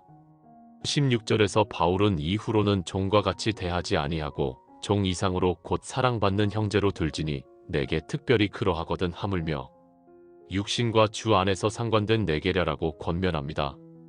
히브리서는 저자가 명확하지 않지만 예수 그리스도의 탁월하심을 증거하는 위대한 책입니다. 히브리서는 구약의 제사 제도와 예수 그리스도를 비교하며 그리스도가 모든 면에서 더 뛰어나심을 보여줍니다. 1장 1절부터 3절은 옛적의 선지자들을 통하여 여러 부분과 여러 모양으로 우리 조상들에게 말씀하신 하나님이 이 모든 날 마지막에는 아들을 통하여 우리에게 말씀하셨으니 이 아들을 만유의 상속자로 세우시고 또 그로 말미암아 모든 세계를 지으셨느니라. 이는 하나님의 영광의 광채시요 그 본체의 형상이시라. 그의 능력의 말씀으로 만물을 붙드시며 죄를 정결하게 하는 일을 하시고 높은 곳에 계신 지극히 크신 이의 우편에 앉으셨느니라고 선언합니다. 히브리서 4장 12절은 하나님의 말씀은 살아있고 활력이 있어 좌우의 날선 어떤 검보다도 예리하여 혼과 영과 및 관절과 골수를 찔러 쪼개기까지 하며 또 마음의 생각과 뜻을 판단하나니라고 말씀의 능력을 증거합니다. 4장 14절부터 16절은 그러므로 우리에게 큰 대제사장이 계시니 승천하신 이 곧 하나님의 아들 예수시라. 우리가 믿는 도리를 굳게 잡을지어다. 우리에게 있는 대제사장은 우리의 연약함을 동정하지 못하실 이가 아니요 모든 일에 우리와 똑같이 시험을 받으신 이로되 죄는 없으시니라. 그러므로 우리는 긍휼하심을 받고 때를 따라 돕는 은혜를 얻기 위하여 은혜의 보좌 앞에 담대히 나아갈 것이니라고 격려합니다. 히브리서 11장은 믿음장으로 유명합니다. 믿음은 바라는 것들의 실상이요 보이지 않는 것들의 증거니 선진들이 이로써 증거를 얻었느니라. 믿음으로 모든 세계가 하나님의 말씀으로 지어진 줄을 우리가 아나니 보이는 것은 나타난 것으로 말미암아 된 것이 아니니라. 그리고 아벨, 에녹, 노아, 아브라함, 이삭, 야곱, 요셉, 모세 등 구약의 믿음의 선진들을 소개합니다. 히브리서 12장 1절부터 2절은 이러므로 우리에게 구름같이 둘러싼 허다한 증인들이 있으니 모든 무거운 것과 얽매이기 쉬운 죄를 벗어버리고 인내로써 우리 앞에 당한 경주를 하며 믿음의 주요 또 온전하게 하시는 이인 예수를 바라보자. 그는 그 앞에 있는 기쁨을 위하여 십자가를 참으사 부끄러움을 개의치 아니하시더니 하나님 보좌 우편에 앉으셨느니라고 권면합니다. 야고보서는 예수님의 동생 야고보가 쓴 편지로 믿음과 행함의 관계를 강조합니다. 1장 2절부터 4절은 내 형제들아 너희가 여러가지 시험을 당하거든 온전히 기쁘게 여기라. 이는 너희 믿음의 시련이 인내를 만들어내는 줄 너희가 알미라. 인내를 온전히 이루라. 이는 너희로 온전하고 구비하여 조금도 부족함이 없게 하려 함이라고 합니다. 5절은 너희 중에 누구든지 지혜가 부족하거든 모든 사람에게 후히 주시고 꾸짖지 아니하시는 하나님께 구하라. 그리하면 주시리라는 약속입니다. 야고보서 1장 22절은 너희는 말씀을 행하는 자가 되고 듣기만 하여 자신을 속이는 자가 되지 말라고 권면합니다. 2장 14절부터 17절은 내 형제들아 만일 사람이 믿음이 있노라 하고 행함이 없으면 무슨 유익이 있으리요. 그 믿음이 능히 자기를 구원하겠느냐. 만일 형제나 자매가 헐벗고 일용할 양식이 없는데 너희 중에 누구든지 그에게 이르되 평안히 가라 덥게 하라 배부르게 하라 하며 그 몸에 쓸 것을 주지 아니하면 무슨 유익이 있으리요. 이와 같이 행함이 없는 믿음은 그 자체가 죽은 것이라고 가르칩니다. 3장에서는 혀를 조심하라고 경고하고 4장 7절은 그런즉 너희는 하나님께 복종할지어다 마귀를 대적하라 그리하면 너희를 피하리라고 합니다. 5장 16절은 그러므로 너희 죄를 서로 고백하며 병이 낫기를 위하여 서로 기도하라. 의인의 간구는 역사하는 힘이 크민이라고 합니다. 베드로전서는 사도 베드로가 소아시아에 흩어진 나그네 같은 성도들에게 보낸 편지입니다. 고난 중에 있는 성도들을 위로하고 격려하는 내용입니다. 1장 3절부터 5절은 찬송하리로다. 우리 주 예수 그리스도의 아버지 하나님이 그 많으신 긍휼대로 예수 그리스도를 죽은 자 가운데서 부활하게 하심으로 말미암아 우리를 거듭나게 하사 살아있는 소망이 있게 하시며 썩지 않고 더럽지 않고 쇠하지 아니하는 유업을 있게 하시나니 곧 너희를 위하여 하늘에 간직하신 것이라. 너희는 말세에 나타내기로 예비하신 구원을 얻기 위하여 믿음으로 말미암아 하나님의 능력으로 보호하심을 받았느니라고 찬송합니다. 베드로전서 2장 9절은 그러나 너희는 택하신 족속이요 왕같은 제사장들이요 거룩한 나라요 그의 소유가 된 백성이니 이는 너희를 어두운 데서 불러내어 그의 기이한 빛에 들어가게 하신 이의 아름다운 덕을 선포하게 하려 하심이라는 성도의 정체성을 선포합니다. 3장 15절은 너희 마음에 그리스도를 주로 삼아 거룩하게 하고 너희 속에 있는 소망에 관한 이유를 묻는 자에게는 대답할 것을 항상 준비하되 온유와 두려움으로 하라고 권면합니다. 5장 7절은 너희 염려를 다 주께 맡기라 이는 그가 너희를 돌보심이라는 위로의 말씀입니다. 베드로 후서는 베드로가 순교를 앞두고 쓴 마지막 편지입니다. 1장 3절부터 4절은 그의 신기한 능력으로 생명과 경건에 속한 모든 것을 우리에게 주셨으니 이는 자기의 영광과 덕으로서 우리를 부르신 이를 알므로 말미암음이라 이로써 그 보배롭고 지극히 큰 약속을 우리에게 주사 이 약속으로 말미암아 너희가 정욕 때문에 세상에서 썩어질 것을 피하여 신성한 성품에 참여하는 자가 되게 하려 하셨느니라고 합니다. 3장에서는 주의 재림에 대해 가르치는데 9절은 주의 약속은 어떤 이들이 더디다고 생각하는 것 같이 더딘 것이 아니라 오직 주께서는 너희를 대하여 오래 참으사 아무도 멸망하지 아니하고 다 회개하기에 이르기를 원하시느니라고 하나님의 인내를 설명합니다. 요한일서는 사도 요한이 쓴 편지로 사랑과 빛과 생명의 메시지를 담고 있습니다. 1장 5절부터 7절은 우리가 그에게서 듣고 너희에게 전하는 소식은 이것이니 곧 하나님은 빛이시라 그에게는 어둠이 조금도 없으시다는 것이니라. 만일 우리가 하나님과 사귐이 있다 하고 어둠에 행하면 거짓말을 하고 진리를 행하지 아니함이거니와 그가 빛 가운데 계신 것 같이 우리도 빛 가운데 행하면 우리가 서로 사귐이 있고 그 아들 예수의 피가 우리를 모든 죄에서 깨끗하게 하실 것이요라고 합니다. 1장 9절은 만일 우리가 우리 죄를 자백하면 그는 미쁘시고 의로우사 우리 죄를 사하시며 우리를 모든 불의에서 깨끗하게 하실 것이요라는 약속입니다. 요한일서 3장 1절은 보라 아버지께서 어떠한 사랑을 우리에게 베푸사 하나님의 자녀라 일컬음을 받게 하셨는가. 우리가 그러하도다 그러므로 세상이 우리를 알지 못함은 그를 알지 못함이라고 감격합니다. 4장 7절부터 11절은 사랑하는 자들아 우리가 서로 사랑하자 사랑은 하나님께 속한 것이니 사랑하는 자마다 하나님으로부터 나서 하나님을 알고 사랑하지 아니하는 자는 하나님을 알지 못하나니 이는 하나님은 사랑이심이라 하나님의 사랑이 우리에게 이렇게 나타난 바 되었으니 하나님이 자기의 독생자를 세상에 보내심은 그로 말미암아 우리를 살리려 하심이라. 사랑은 여기 있으니 우리가 하나님을 사랑한 것이 아니요 하나님이 우리를 사랑하사 우리 죄를 속하기 위하여 화목 제물로 그 아들을 보내셨음이라. 사랑하는 자들아 하나님이 이같이 우리를 사랑하셨은즉 우리도 서로 사랑하는 것이 마땅하도다라고 사랑을 강조합니다. 4장 18절은 사랑 안에 두려움이 없고 온전한 사랑이 두려움을 내쫓나니 두려움에는 형벌이 있음이라. 두려워하는 자는 사랑 안에서 온전히 이루지 못하였느니라고 합니다. 요한이서는 진리와 사랑에 대해, 요한 3서는 진리 안에서 행하는 것에 대해 짧게 다룹니다. 유다서는 예수님의 또 다른 동생 유다가 쓴 편지로 거짓 교사들을 경계하라고 경고합니다. 24절부터 25절은 아름다운 송영입니다. 능히 너희를 보호하사 거침이 없게 하시고 너희로 그 영광 앞에 흠이 없이 기쁨으로 서게 하실 이 곧 우리 구주 홀로 하나이신 하나님께 우리 주 예수 그리스도로 말미암아 영광과 위엄과 권력과 권세가 영원 전부터 이제와 영원토록 있을지어다. 아멘. 이제 마지막 책 요한계시록에 이르렀습니다. 요한계시록은 사도 요한이 밤모섬에 유배되었을 때 받은 계시를 기록한 예언서입니다. 1장 3절은 이 예언의 말씀을 읽는 자와 듣는 자들과 그 가운데에 기록한 것을 지키는 자들은 복이 있나니 때가 가까움이라고 복을 선포합니다. 8절에서 주 하나님이 이르시되 나는 알파와 오메가라. 이제도 있고 전에도 있었고 장차 올 자요 전능한 자라 하십니다. 요한계시록 2장과 3장에는 7 교회에 보내는 편지가 나옵니다. 에베소 교회, 서머나 교회, 버가모 교회, 두아디라 교회, 사대 교회, 빌라델비아 교회, 라오디게아 교회입니다. 각 교회마다 칭찬과 책망과 권면과 약속이 주어집니다.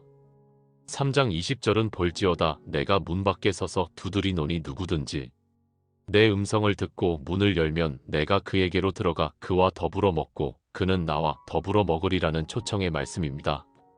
요한계시록 4장과 5장에서 요한이 하늘 보좌의 환상을 봅니다. 보좌에 앉으신 이와 어린 양이 찬송받으십니다. 성도다 성도다 성도다 주 하나님 곧 전능하신 이여 전에도 계셨고 이제도 계시고 장차 오실 이시로다. 우리 주 하나님이여 영광과 존귀와 권능을 받으시는 것이 합당하오니 주께서 만물을 지으신지라 만물이 주의 뜻대로 있었고 또 지으심을 받았나이다. 5장에서는 죽임을 당하신 어린 양은 능력과 부와 지혜와 힘과 존귀와 영광과 찬송을 받으시기에 합당하도다라고 찬양합니다. 요한계시록 6장부터는 7인과 7나팔과 7대접의 심판이 펼쳐집니다. 이 심판들은 마지막 때에 있을 하나님의 진노를 보여줍니다. 그러나 7장에서는 14만 4천 명의 인침을 받은 자들과 흰 옷 입은 큰 무리가 나옵니다. 이 사람들은 큰 환난에서 나온 자들인데 어린 양의 피에 그 옷을 씻어 희게 하였느니라. 12장에서는 여자와 용의 환상이 나오고 13장에서는 짐승의 표 666에 대한 경고가 나옵니다. 요한계시록 19장에서 어린 양의 혼인잔치가 선포됩니다. 할렐루야 주 우리 하나님 곧 전능하신 이가 통치하시도다. 우리가 즐거워하고 크게 기뻐하며 그에게 영광을 돌리세 어린 양의 혼인 기약이 이르렀고 그의 아내가 자신을 준비하였으므로 그에게 빛나고 깨끗한 세마포 옷을 입도록 허락하셨으니 이 세마포 옷은 성도들의 옳은 행실이로다. 20장에서는 천년왕국과 마지막 심판이 나옵니다. 또 내가 크고 흰 보좌와 그 위에 앉으신 이를 보니 땅과 하늘이 그 앞에서 피하여 간데 없더라. 또 내가 보니 죽은 자들이 큰 자나 작은 자나 그 보좌 앞에 서 있는데 책들이 펴있고 또 다른 책이 펴졌으니 곧 생명책이라 죽은 자들이 자기 행위를 따라 책들에 기록된 대로 심판을 받으니 요한계시록 21장과 22장에서는 새 하늘과 새 땅, 새 예루살렘이 펼쳐집니다. 내가 보좌에서 큰 음성이 나는 것을 들으니 이르되 보라. 하나님의 장막이 사람들과 함께 있음에 하나님이 그들과 함께 계시리니 그들은 하나님의 백성이 되고 하나님은 친히 그들과 함께 계셔서 모든 눈물을 그 눈에서 닦아주시니 다시는 사망이 없고 애통하는 것이나 곡하는 것이나 아픈 것이 다시 있지 아니하리니 처음 것들이 다 지나갔음이러라. 5절에서 보좌에 앉으신 이가 이르시되 보라. 내가 만물을 새롭게 하노라 하시고 이루었도다. 나는 알파와 오메가요 처음과 마지막이니 내가 생명수 샘물을 목마른 자에게 값없이 주리니라고 약속하십니다. 새 예루살렘의 영광이 자세히 묘사됩니다. 성은 해나 달의 비침이 쓸데없으니 이는 하나님의 영광이 비치고 어린 양이 그 등불이 되심이라. 다시 저주가 없으며 하나님과 그 어린 양의 보좌가 그 가운데에 있으리니 그의 종들이 그를 섬기며 그의 얼굴을 볼 터이요 그의 이름도 그들의 이마에 있으리라. 다시 밤이 없겠고 등불과 햇빛이 쓸데없으니 이는 주 하나님이 그들에게 비치심이라. 그들이 세세토록 왕 노릇하리로다. 요한계시록 22장 7절에서 예수님이 말씀하십니다. 보라 내가 속히 오리니 이 두루마리의 예언의 말씀을 지키는 자는 복이 있으리로다. 12절과 13절에서 보라 내가 속히 오리니 내가 줄 상이 내게 있어 각 사람에게 그가 행한 대로 갚아주리라. 나는 알파와 오메가요 처음과 마지막이요 시작과 마침이라 하십니다. 17절은 성령과 신부가 말씀하시기를 오라 하시는도다. 듣는 자도 오라 할 것이요 목마른 자도 올 것이요 또 원하는 자는 값없이 생명수를 받으라 하시더라는 초청입니다. 요한계시록의 마지막 구절은 주 예수여 오시옵소서. 주 예수의 은혜가 모든 자들에게 있을지어다. 아멘입니다. 이것으로 신약성경 27권이 마칩니다. 사랑하는 성도 여러분, 우리는 지금까지 신약 27권을 함께 여행했습니다. 마태복음에서 시작하여 요한계시록까지, 예수님의 탄생부터 재림의 약속까지, 교회의 탄생부터 새 하늘과 새 땅까지 이 모든 이야기를 살펴보았습니다. 이제 여러분은 신약 성경 전체가 어떻게 하나의 완벽한 이야기를 이루고 있는지 보셨을 것입니다. 사복음서는 예수 그리스도가 누구신지를 4가지 다른 시각에서 보여주었습니다. 마태는 왕으로, 마가는 종으로, 누가는 인자로, 요한은 하나님으로 예수님을 소개했습니다. 사도행전은 성령께서 어떻게 교회를 탄생시키시고 복음을 온 세상에 전파하셨는지 보여주었습니다. 바울서신은 복음의 깊은 진리와 실제적인 삶의 지침을 가르쳐 주었습니다. 일반 서신은 다른 사도들과 지도자들이 교회를 격려하고 권면하는 내용을 담았습니다. 요한계시록은 역사의 마지막과 영원한 하나님 나라의 영광을 보여주었습니다. 이 모든 책들이 하나의 메시지를 전합니다. 하나님이 세상을 이처럼 사랑하사 독생자를 주셨다는 것입니다. 예수 그리스도께서 우리 죄를 위하여 십자가에 죽으시고 사흘 만에 부활하셨다는 것입니다. 누구든지 그를 믿는 자마다 멸망하지 않고 영생을 얻는다는 것입니다. 그리고 언젠가 그분이 다시 오셔서 모든 것을 새롭게 하실 것이라는 것입니다. 신약 성경은 단순히 2000년 전의 역사 기록이 아닙니다. 오늘 우리에게 말씀하시는 살아있는 하나님의 말씀입니다. 마태복음을 읽을 때마다 우리는 예수님이 우리의 왕이심을 기억해야 합니다. 마가복음을 읽을 때마다 우리도 섬기는 자가 되어야 함을 깨달아야 합니다. 누가복음을 읽을 때마다 하나님의 사랑과 긍휼을 경험해야 합니다. 요한복음을 읽을 때마다 예수님이 하나님이심을 고백해야 합니다. 사도행전을 읽을 때마다 우리도 성령의 능력을 받아 증인이 되어야 함을 결심해야 합니다. 바울서신을 읽을 때마다 복음의 진리를 더 깊이 이해하고 그에 합당한 삶을 살아야 합니다. 일반 서신을 읽을 때마다 믿음과 소망과 사랑으로 살아가야 합니다. 요한계시록을 읽을 때마다 다시 오실 주님을 기다리며 깨어 있어야 합니다. 신약 27권은 서로 다른 저자들이 서로 다른 시기에 서로 다른 독자들을 위해 썼지만 한 분 성령님의 감동으로 기록되었기에 완벽한 조화를 이룹니다.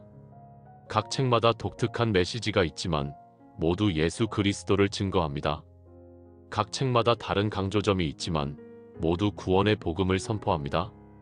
여러분이 앞으로 성경을 읽으실 때 오늘 들으신 내용을 기억하시기 바랍니다. 로마서를 읽을 때 이것이 바울이 로마 교회에 보낸 복음에 대한 가장 체계적인 설명이라는 것을 기억하세요. 고린도전서를 읽을 때 이것이 문제 많은 교회를 향한 바울의 권면이라는 것을 아세요. 히브리서를 읽을 때 이것이 그리스도의 탁월하심을 증거하는 책이라는 것을 기억하세요. 무엇보다 신약 성경 전체가 우리에게 전하는 핵심 메시지를 잊지 마세요. 그것은 예수 그리스도입니다. 그분이 이 땅에 오셔서 우리를 구원하셨고 지금도 하늘에서 우리를 위해 중보하고 계시며 언젠가 다시 오셔서 우리를 영원한 영광으로 인도하실 것입니다. 이것이 신약 성경이 우리에게 전하는 복된 소식입니다. 이제 여러분은 신약 27권을 단순히 개별적인 책들로 보지 않고 하나의 위대한 이야기로 볼 수 있게 되셨습니다. 마치 퍼즐 조각들이 모여 하나의 완성된 그림을 만드는 것처럼 신약 27권이 모여 예수 그리스도의 복음이라는 완벽한 그림을 만들어냅니다. 이 그림을 마음에 새기고 날마다 묵상하시기 바랍니다. 하나님의 말씀은 우리의 발의 등이요 우리의 길의 빛입니다. 신약 성경은 우리가 이 어두운 세상을 살아가는 데 필요한 모든 지혜와 능력을 제공합니다. 이 말씀을 사랑하고 묵상하고 순종하는 자에게는 복이 있습니다. 마치 시냇가에 심은 나무가 철을 따라 열매를 맺으며 그 잎사귀가 마르지 아니함 같이 주의 말씀을 즐거워하는 자는 그 행하는 모든 일이 다 형통할 것입니다. 신약 성경을 읽으면서 여러분 자신을 발견하시기 바랍니다. 때로는 베드로처럼 열정적이지만 연약한 모습을, 때로는 도마처럼 의심하는 모습을, 때로는 바울처럼 하나님의 은혜에 감격하는 모습을 보게 될 것입니다. 그리고 그 모든 모습 속에서 우리를 사랑하시고 변화시키시는 예수님을 만나게 될 것입니다. 신약 성경은 또한 우리에게 소망을 줍니다. 이 세상이 전부가 아니라는 소망입니다. 우리에게는 더 나은 본향이 있고 하나님이 예비하신 영원한 도성이 있습니다. 이 땅에서의 고난은 잠시뿐이지만 장차 우리에게 나타날 영광은 영원합니다. 이 소망이 우리로 하여금 현재의 어려움을 능히 이기게 합니다. 오늘 이 시간을 통해 여러분의 신앙이 더욱 굳건해지기를 바랍니다. 신약 27권이 더 이상 낯선 책들이 아니라 친숙한 친구들이 되기를 바랍니다. 성경을 펼칠 때마다 설렘과 기대를 가지고 하나님의 음성을 듣기를 원하시기 바랍니다.